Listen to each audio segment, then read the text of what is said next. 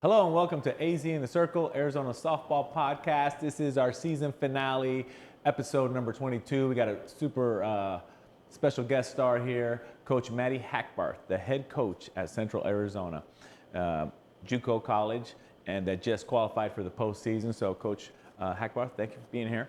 Thank you for having me. Yep. We want to cover 4 topics. By the way, we're at Pure Green right now at our sponsors' location here on Mill Avenue, off of Mill Avenue. So thank you, Pure Green. We got 4 topics we want to cover. Your second year as a head coach. Talk about how the regular season went, your team's identity, the culture that you wanted to instill when you got there, and then let's talk about your players.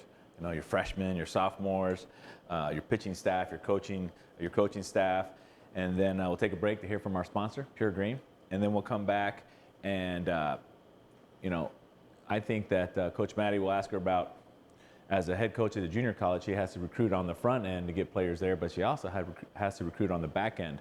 So we'll talk about that. And then lastly, the last question is we'll talk about, hey, you're a great player at ASU, but before you got to ASU, in the recruiting process, your own recruiting journey, what would you tell your younger self? And that'll be that. Sounds good. All right. So here we go. Your second year as head coach. You're only 36 months removed from playing at ASU. You got right into coaching, and then this is your second year as a head coach there, and you just finished up the regular season, 21-18. You split a doubleheader yesterday with Yavapai College. Yes. Yep.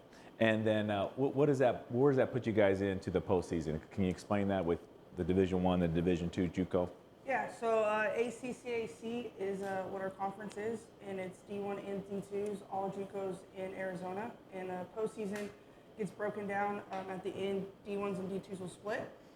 Top 4 teams, each division will go ahead and play each other. Depending on their records, they'll go 1, 2, 3, 4. We place 4th.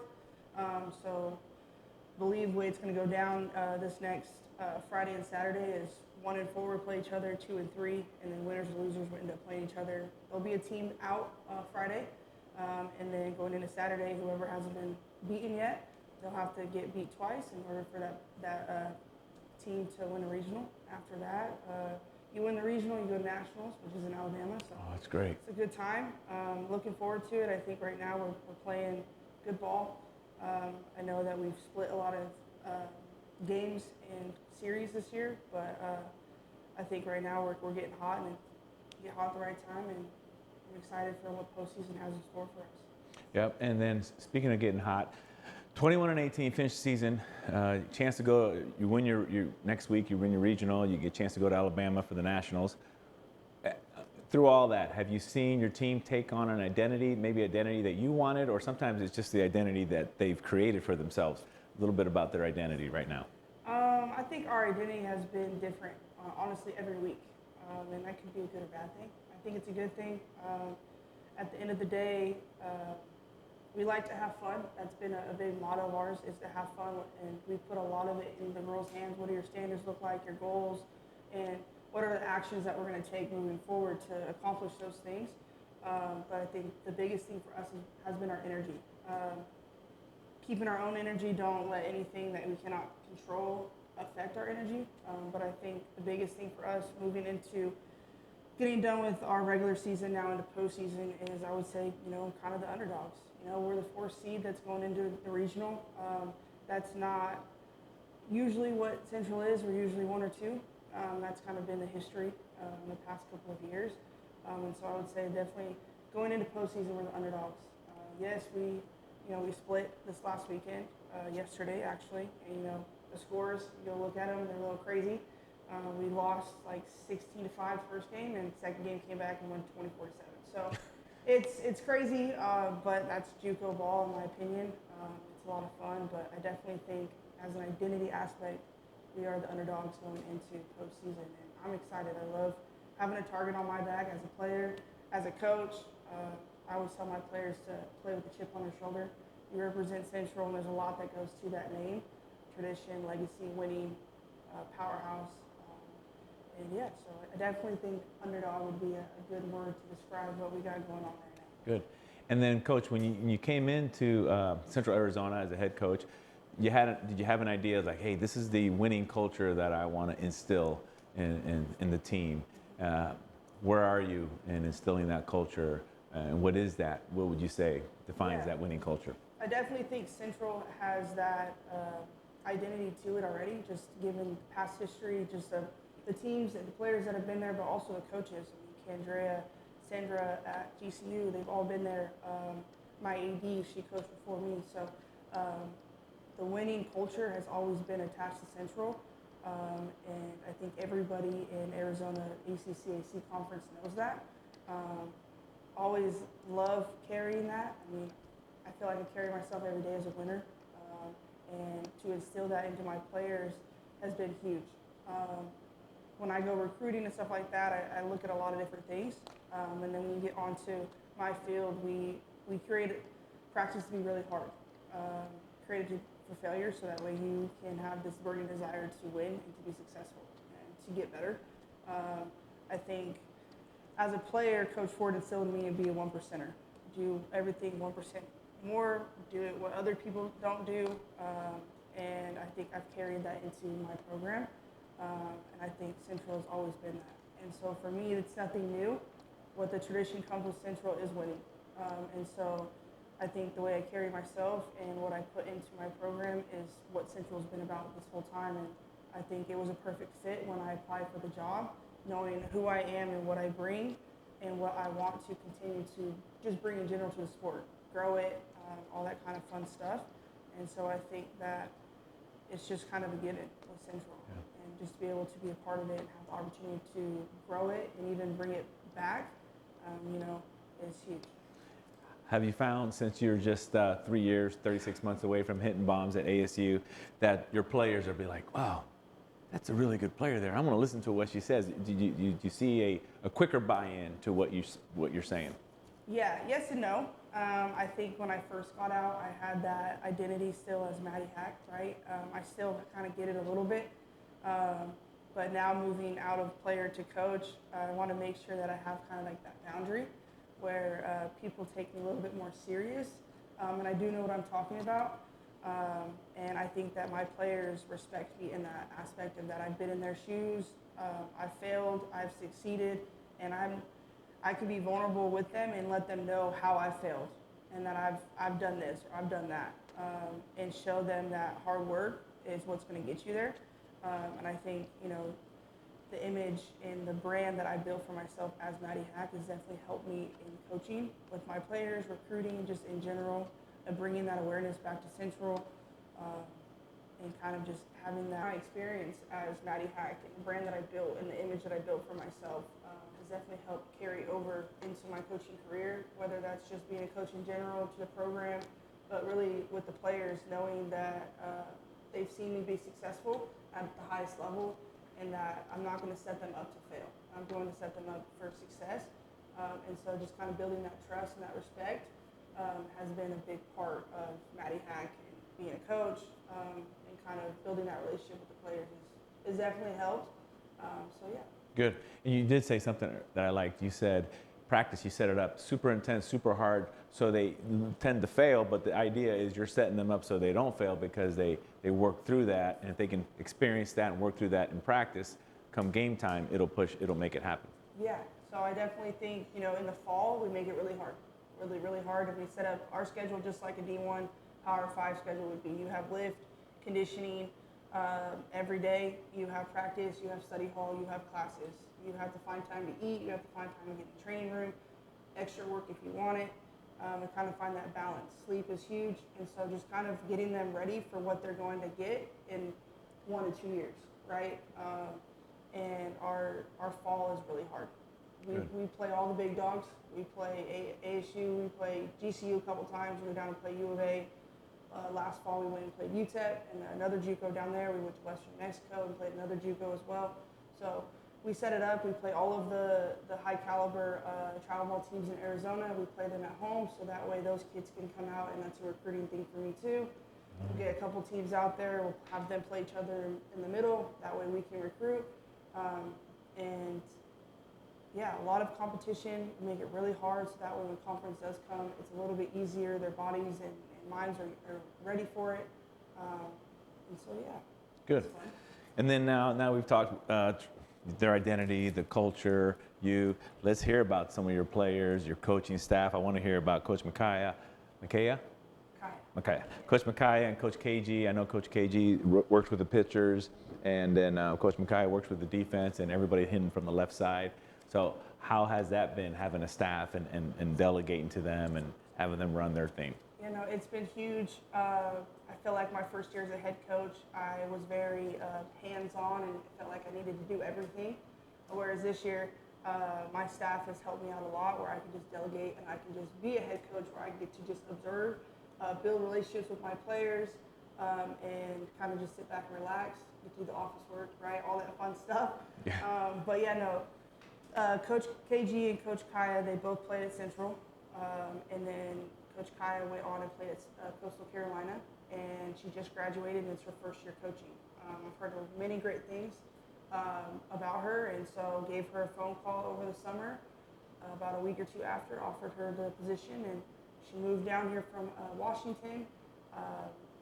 Coach KG messaged me after regionals, just putting out there her interest in coming, and so we got on the phone a little bit a couple weeks after, and kind of squared that away. And yeah, so not being able to just relax and let them just go do their thing. KG, you get the bullpen, all pitches, and Kaya runs defense. I just hit fungo, which I enjoy doing. Yep. And then being able to focus on the right side and let her, craft the lefties to be triple threats has been huge. Base running, she's definitely kind of just like me in a sense of like coaching styles. We coach the same way. The game awareness that we have, how we want things to be ran is all very much the same. She's more soft-spoken, where sometimes I'm the big bad bear, gotta yell, right, all that stuff. But definitely balance each other out on that end, and KG handles the bullpen, so it leaves me, I'll handle the catchers, but in the sense of pitching, pitch calling, I don't have to do that anymore, whereas my first 2 years I did. Being a catcher, so yeah, did it come easy for you? Yeah, I did. Did you get so into the game that you were just focused on that? Or? Yeah, no, I started to kind of have a little game with myself. I would use two things. I would use pitcher strengths, but I'd also look at the hitter, just their dry swing, and find the hole in their swing and pitch to their weakness. And yeah, it was fun for me, but sometimes I just want to sit back and watch the game and enjoy it. And so I've definitely gotten to do that this year. And I'll pitch call here and there sometimes if I know that team and those kind of hitters and the pitcher and stuff like that. I'll step in, but still use each other's brains and pick off of it. So it's definitely been a team collaboration. But no, they definitely helped me out and let me be a head coach, and it's just been really nice to just kind of step back and just zoom out and not be so zoomed in and controlling. Zoom out, relax, big picture. Enjoy it. Just get to hit fungo every day, get blisters all over again. It's been great. What about, speaking of pitching and catching, you got 3 pitchers, and what you have in the circle is super important come into postseason. How have you done that? I think we talked before and you said you're doing pitching by committee, trying to tell us a little bit about that, keeping the offense off on their toes. Yeah, we've definitely, through the fall and then into, preseason, we've definitely let pitchers pitch almost a complete game.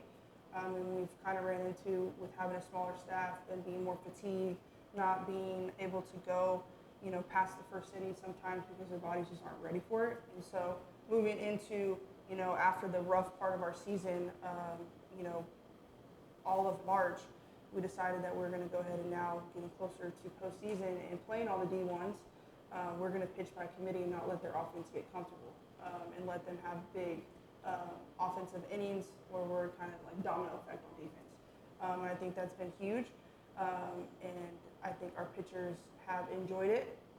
And They kind of got closer, isn't it? They've gotten closer. The trust has been built. The confidence has been brought up. And they understand their role. They understand their job. And I think it's kind of relieved a lot of pressure on them to be perfect, and to worry about everything outside the circle instead of just get in there, find the umpire strike zone, pound the zone, let your defense work. I don't believe all my pitchers are strikeout pitchers. They get their strikeouts here and there, but they definitely are ones that, get their outs based off of defense. And so being able to kind of figure that out has been huge for us. And then letting our offense kind of get in there and do their thing there's been a lot of pressure released off of them, and confidence has gone up, stats have gone up, and so that's been huge. And I think we'll keep learning and figuring it out every game that we have, every inning. We're like, okay, where are we at in the lineup for them? Where are we at in the lineup for us? What's the score of the inning? All those stuff that we talk about, and kind of teaching them as well, and so they kind of understand game awareness, and all that stuff. And you're not so in it that you could take all that in. Now, we interviewed Coach Mata before, and she said something about pitching to contact. So is that what you're talking about with the pitchers? They pitch, they make contact, but the defense stops it.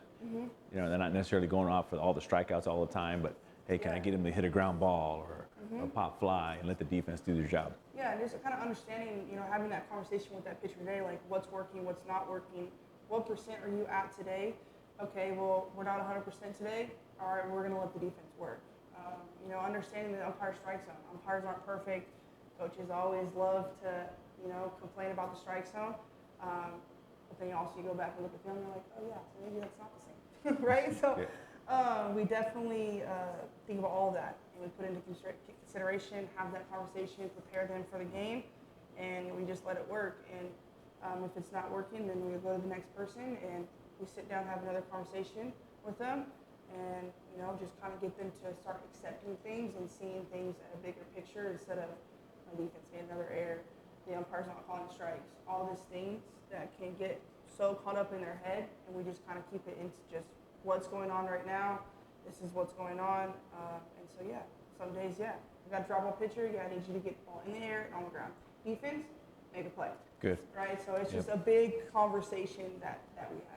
And then what about the rest of the team there? Some of your freshmen that have maybe gotten hot lately, and some of your sophomore leaders that have taken on a leadership role. Can you talk to them about them a little bit?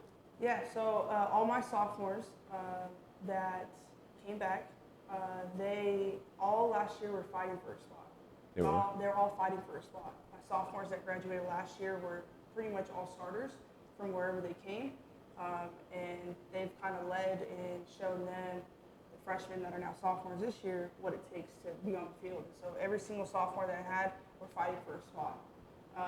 And they got playing time, so they had some experience, but they were very quiet and very shy, whereas now, they're more vocal. They understand what to say, when to say it, how to say it, their delivery. We definitely help them with that, tone of voice, all that kind of stuff. And then you have ones that just lead by example, hard work. I have a sophomore, her name's Ashley Allinger. She came back down from a 4-year to a JUCO. She's from Oregon. I picked her up probably the end of July at a camp. It all worked out. She came on, and she's someone that leads by example, but also is a vocal leader. And coming in, not from here, but from a 4-year back down, it could be intimidating, but she definitely was not shy at all. Came in, made her voice known, knew what she came here to do, was to get in here, do a job, get better, get out. And for her, now she's starting to bring the freshmen along. And one of the freshmen that she brings along, her name is Yami Villa. She's from Tucson, and she plays second base. And she's one that's also a vocal leader, but leads by example. And Ashley would get out, do work. Yami would do work by herself too. Now they go out together every off day. They're always out there, and so that's been huge. Yami's was a starter in the fall, and then wasn't in preseason, and now she's finally getting back in that starting role. She's my number 2 hitter, and she gets in there, she can bunt. She knows her role. If I need to hit and run to get done, great. If I need you to get a ball in the gap, she understands it, and so her numbers are coming back up. Confidence is coming back up. Another kid from Bakersfield, California, Aaliyah Perez, she's a little slapper. She's my little drag bunt. I need you to bunt the ball. And fast. Fast, yep. Teaching her to be chaotic on the base path in a positive way, create chaos, be a triple threat. She also plays the outfield as well. And then going back to sophomores, oh my goodness, who else? Lauren Newland, Michelle Salazar, Marissa Peraza, they're all infielders. And they have just blossomed and grown so much. And I'm so excited to see where they go next. They're all so different, but Marissa's first baseman, she's a power hitter from the right side and very vocal. Where whereas Michelle and Lauren, they were very quiet last year, and they have definitely been the two that I knew last year were going to be vocal leaders this year, and they've definitely stepped in that role just on their own without even having to have a conversation, and then it's been huge. And then Olivia Delacruz, she's my center fielder, great kid, very silent, quiet. What year is she? She's a sophomore. Sophomore, yes. And she's triple threat. She's the one that will get on first base, and she'll go down, slowly walk, and if she sees middles go away, she's on second base. She just takes it. You know, she's fantastic. Another speedy kid, I call her Turbo. Her name's Kaden Vincent. She's a catcher. I've known her since I've been in Arizona. I was her favorite college softball player. Yep. So definitely been in each other's lives, and she has a cannon. I still think that my pop time might be quicker than hers, but I'm saying that, girl, it's good. And she has power from the right side. She can bunt, and on a pass ball, she scored from second base. So that can only explain how fast she is. And so it's crazy. But yeah, I think moving from last year to this year, we've definitely have a lot more speed. We're using, middle of the field, hit the ball on the ground. Situational hitting has been our big thing. And that's definitely something that I've had to learn as a third base coach, what to call, when to call, because when I was a player, you just get in there and hit it. Yeah. Right? The ASU was not known for bunting. We were there, home run you, get in there and swing the bat.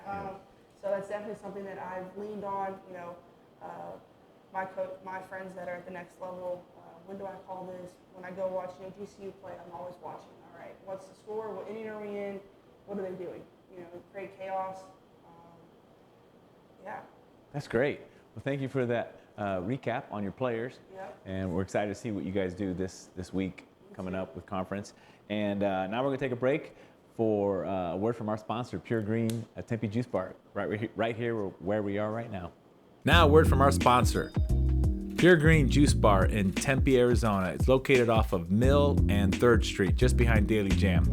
They are big supporters of ASU softball, so much so that they're offering 10% off any smoothie if you go get juiced up before the game. So pre-game at Pure Green Tempe, 10% off any smoothie in the house. And then when the Sun Devils win, for the next 24 hours, you get 15% off anything on the entire menu. So go Devils. And remember, whether that's a home game or an away game, anytime they win, you get 15% off the entire menu. They got great acai bowls.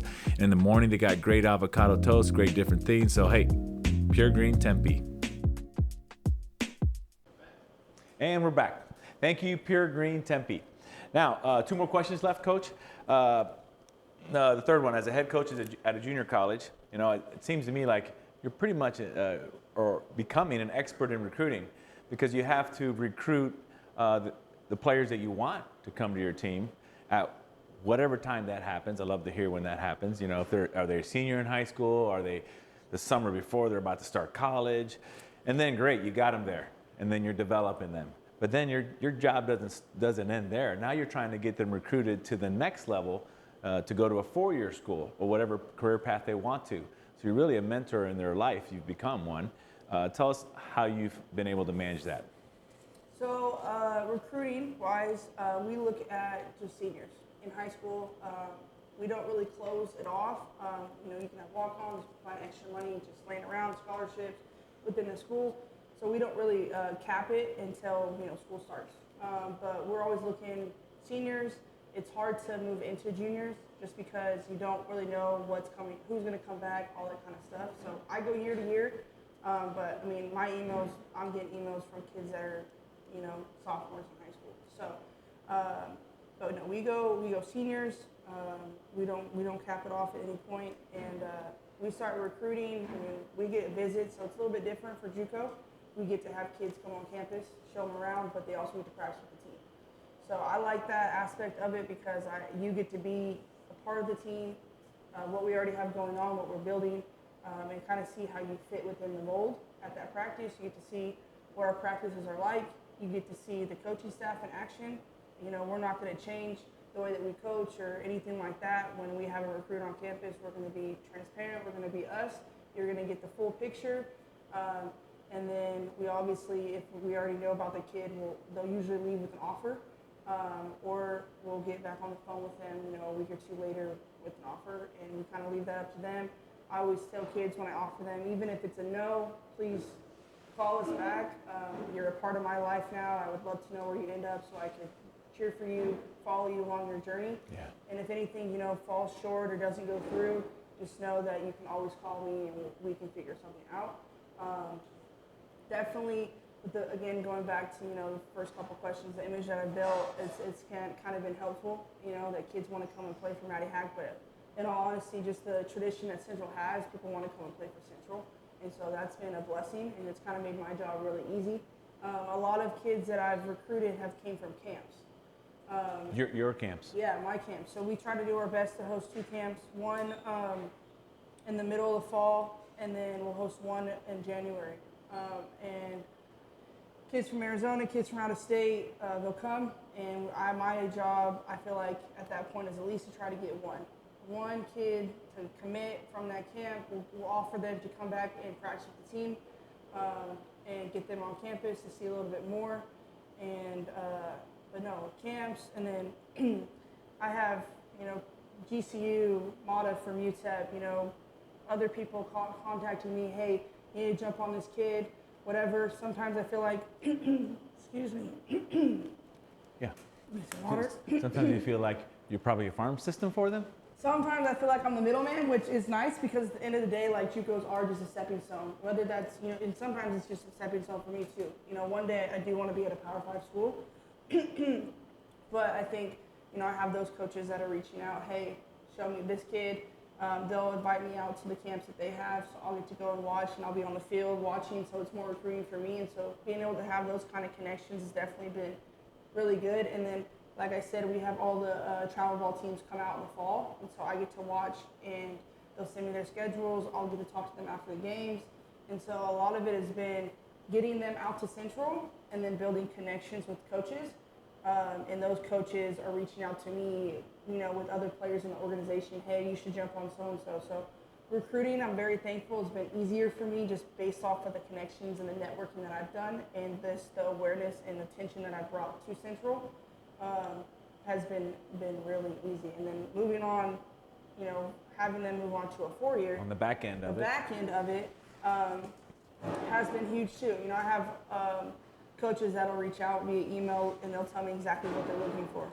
And then I'll look up what the school is, kind of see, I'll bring it to whoever's attention, whatever player that I have that might be interested in it or be able to go and attend that school, and then kind of start that dialogue. But Coach Kaya has been the one that's kind of taken on the role. I've delegated that to her of getting players, a pros and cons list of what you want. I built what my pros and cons list was when I was being recruited as an example of what the players should kind of look at.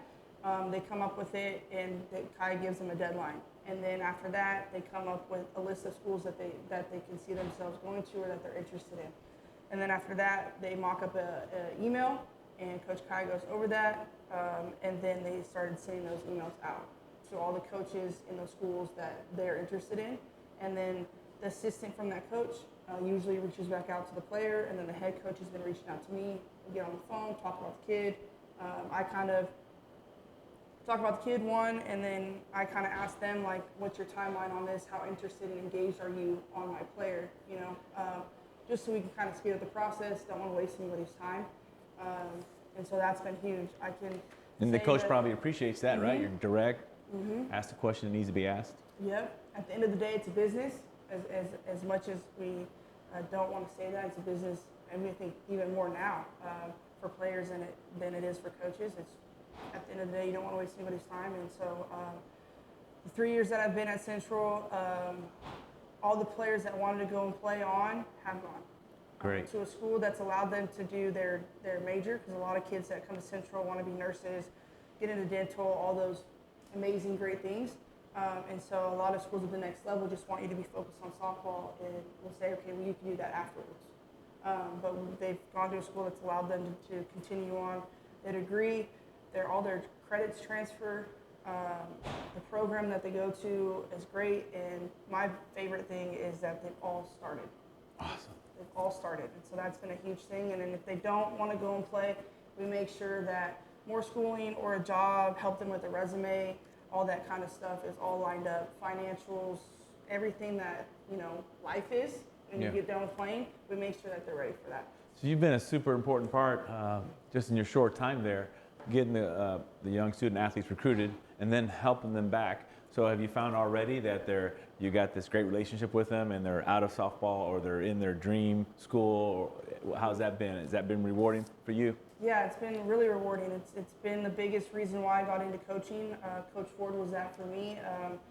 You know, from Fresno State all the way to ASU, and then now even when she's at Texas A&M, I'm still calling her and asking for advice and stuff like that. And so, I always wanted to impact someone's life, inspire them, better their life in any way that I could, and I didn't know which kind of career to go into.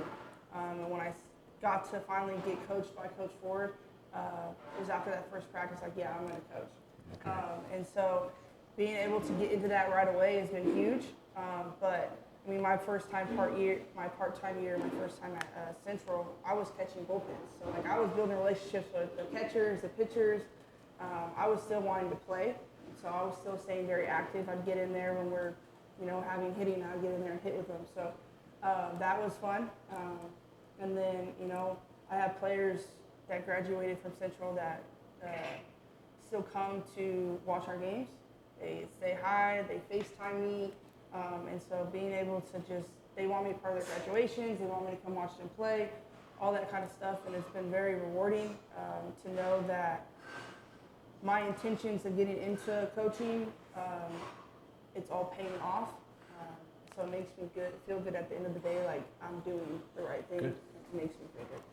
And our last question, it'll kind of bring it full circle since we're talking about recruiting, is your recruiting journey to Arizona State. And we've asked all our student athletes and coaches that played, you know, if they could share what they know now, what would they tell their younger selves?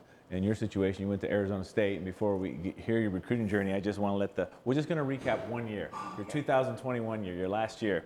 Okay, you ended up being an All-American, NFCA All-American, Softball America All-American, NFCA First Team All-West team, two-time Pac-12 Player of the Week, and you tied the Arizona State single-season record for bombs with 20. You ended up finishing your career 5th in the history of Arizona State softball with 54 career bombs. So the point is, you're a baller, Coach Hackbarth. And so we want to know your recruiting journey before you became this great college softball player. What did you learn? What do you know now that you would tell your younger self going into the recruiting process? Great question. I would say to be yourself.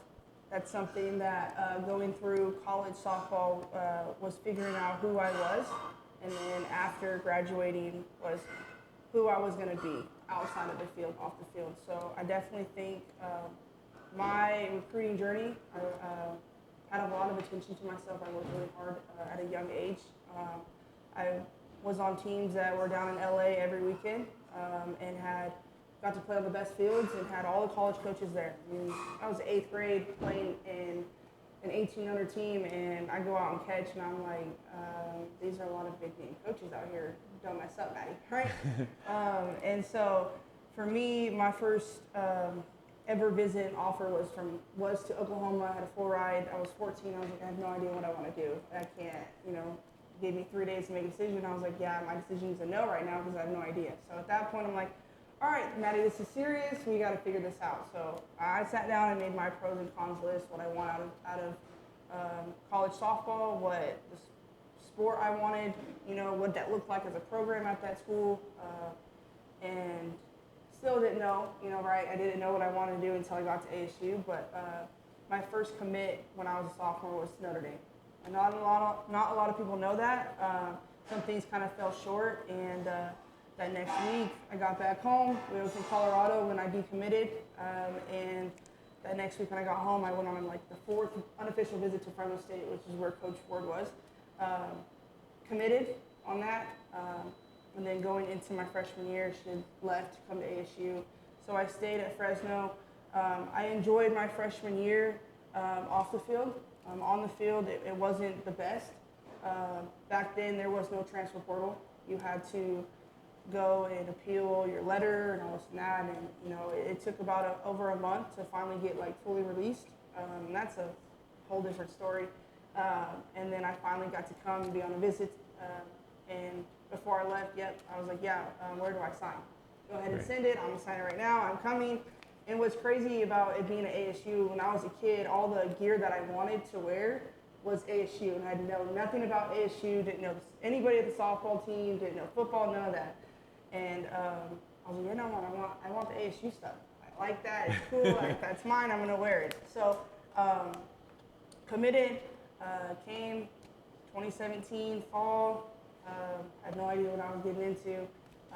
Definitely was a roller coaster ride, but obviously, as you stated before I started talking, all those accolades, it was definitely worth it. But I definitely would say to my younger self would be to be more present in the moment and enjoy it. I think sometimes when you're going through it, it can be a little nerve-wracking, a lot of pressure, and to be yourself. At the end of the day, who I was definitely not who I am now, or who I was 36 months ago when I graduated. Be yourself, have fun, enjoy it. It goes by quickly, and do your research. I would tell not just myself but other kids now, like, do your research. It's so easy when you get there and things don't go your way to just transfer, right? But you want to find a place that you're going to enjoy. You know, at the end of year 4 to however many years you're playing, do you want to look back at all the memories that you made with your teammates and all the fun that you had playing the sport that you love and the reason why you came to college?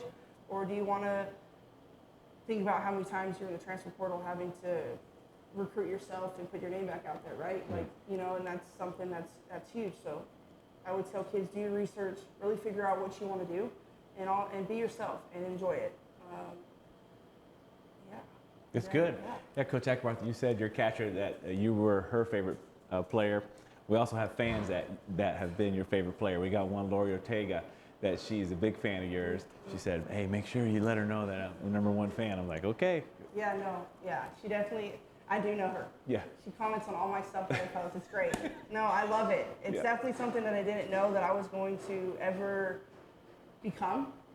But I'm definitely happy with it. You know, another thing, going back on that last question, is you're not just a softball player. You're also a human being that, you know, your name is what your brand is and everything that comes with it. So your personality, what you do every day, how you carry yourself is your brand, and you're building that not just on the field but off the field.